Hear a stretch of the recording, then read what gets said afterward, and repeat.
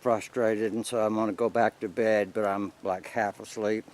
And I stand up, and just as I stand up and turn, somehow my feet slipped out from under me. And I mean, really, honest to God, they slipped out from under me big time. And I come down and I landed on this shoulder. I hit the floor, the tile floor, real hard. It just kabam! It just radiated through me. And I'm not telling you that it's okay. You can laugh. I'm not telling you this to get sympathy. I'm just trying to explain what happened. And then I hit my head right here, bam, and then my leg, and then my foot, and I mean all of them just bam, bam, bam, bam, bam, and all of them was. I really hurt myself. I knew I'd hurt myself. I knew that it was really, it was, you know when you really hurt yourself. And just as I start to like wake up, because I think I'd sort of fallen asleep, Cheryl has two sheets or a sheet of 3/4 inch plywood cut in half and a big mirror that size and some other stuff against the wall, and all of them fell on top of me.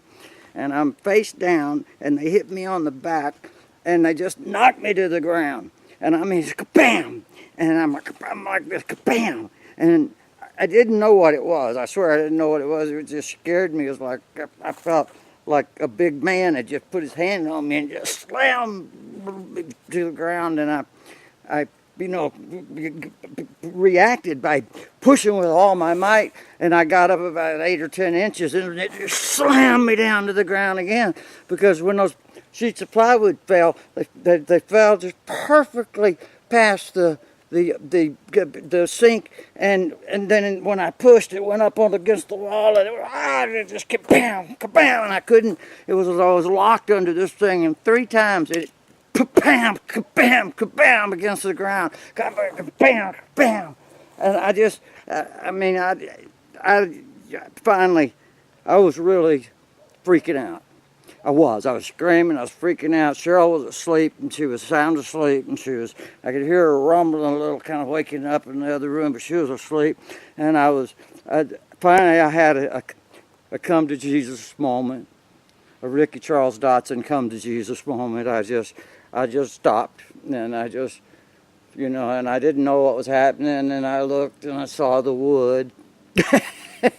And I realized what was, I didn't even get the physics of it all, but I realized that the wood and the mirror and all it was on top of me and was holding me down. And so I crawled out, and it was really, I got out, and thank you, God, and I'm thanking God, but at the same time, I'm really realizing I'm hurt, and I'm moaning really loud. I'm hollering. I'm pretty sure I was hollering, and and I got just one step